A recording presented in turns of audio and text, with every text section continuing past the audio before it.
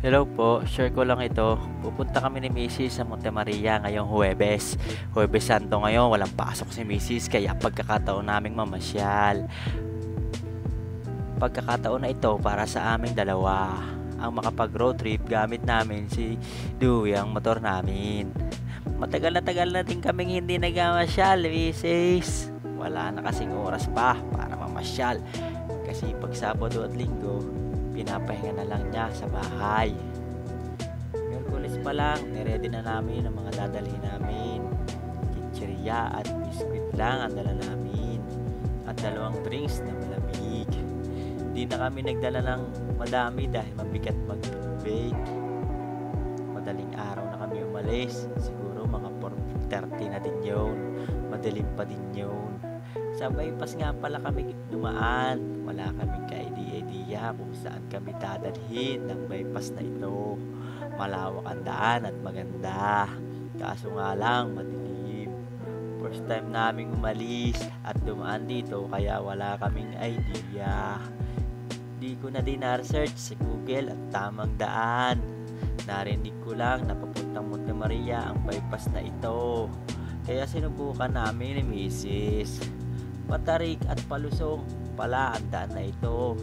Kaya kung makakadaan kayo, dahan-dahan lang. Check nyo lagi ang preno nyo kasi ang ibang daan ay malalim na palusong talaga. Kakadiretso namin at napasarap na din sa pagpingon ng silinyador ay nakalampas na pala kami. Papunta na kami sa dead end ng kalsada. Puto lang kalsada at may harang ito. Kaya bumalik kami at tinungo ang nadadaanan naming kanto. Tsaka ako siya tiningnan sa Google. At doon, nalaman namin nasa Dumaklay pala kami. Kumanan kami sa may kanto at diretso ang labas namin sa Libho na pala. At dumaan na kami sa main road. Habang binabagtas namin ang daan ay nadaanan namin ang malalaking tangke ng langis.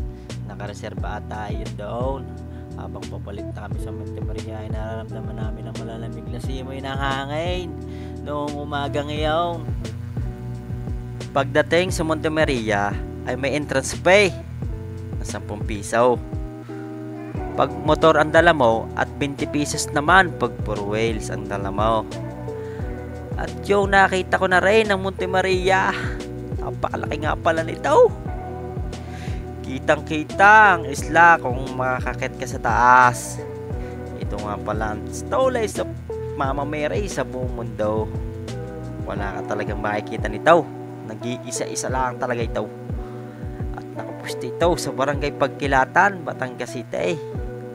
Maraming pumupunta dito. Lalo na ngayong Holy Week. Mula sa ibang lugar dahil sa napakaganda nitong views. Napapaligiran ito ng dagat. Feel na feel mo ang summer, lalo na pag tag-init. Pagka-park namin ay kumain muna kami. Nagdala kami ng biskwit. At yun ang tinira namin. Pagkatapos, ay diretso muna kami sa simbahan na nasa ibaba nito para magdasal at magpasalamat na rin sa Panginoon. Pagkatapos, ay umakyat na kami papunta sa Monte Maria, yung malaking rebulto. Napakataas pala talaga nito. Sa oras na ito ay medyo mainit. Ay talagang pagpapawisan ka. Habang umakit kami sa hagdan, ay napasin namin ang mga pagbabago dito. May mga food stall pala na sa gilid. Under construction pa ito. Pero ang iba ay tapos na. Nakakatuwa naman kasi nung huli naming punta dito ay walang katinda-tinda kahit pagkain. Lasa ko'y tubig lang meron dati. Kaya kailangan nyo magbaon para makakain. Kasi nagugutom talaga kayo. Kung pupunta kayo rito ikaw ka naman ang umakyat. Tapos ibababa ay kataas-taas. O kapag hindi ka nagutom. Pagkatapos ay pumasok kami sa sa loob ng Monte Maria. Meron na pala ditong simbahan sa loob. Maliit nga lang pala siya. Nagdasal ulit kami ng mataimtim at pagkatapos ay nilipot namin ang simbahan.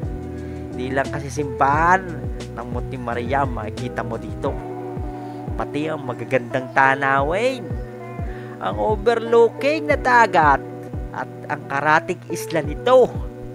Sarap tuloy mag-swimming ay sa pagkakainit na aray.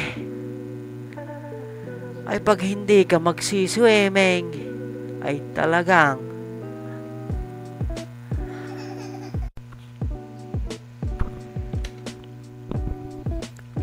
narinig namin sa mga tao dito na pwede palang umakyat sa pinakamataas na bahagi ng shrine, yung sa may kamay ni Mama Mary. Kaya nakipila na din kami para makakuha ng ticket. May bayad pala ito, 150 kada isang tao.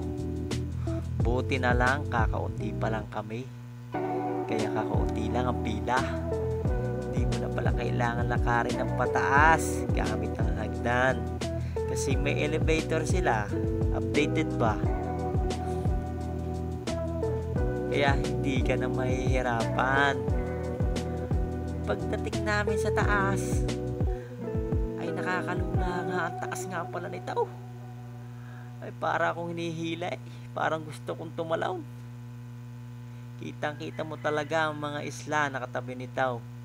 Makikita mo na rin ang mga Batangas City. Kaya nagpicture-picture muna kami ni Mrs. Medyo madami nga pala kami dito, kaya diskarte na lang sa pagkuha. Pagkatapos namin kumuha ay bumaba na kami. Tinanggal ko na nga rin ang aking jacket sa sobrang init. Ay talagang tagaktak na ang pawis Pagbaba namin ay siyempre kami nagutom.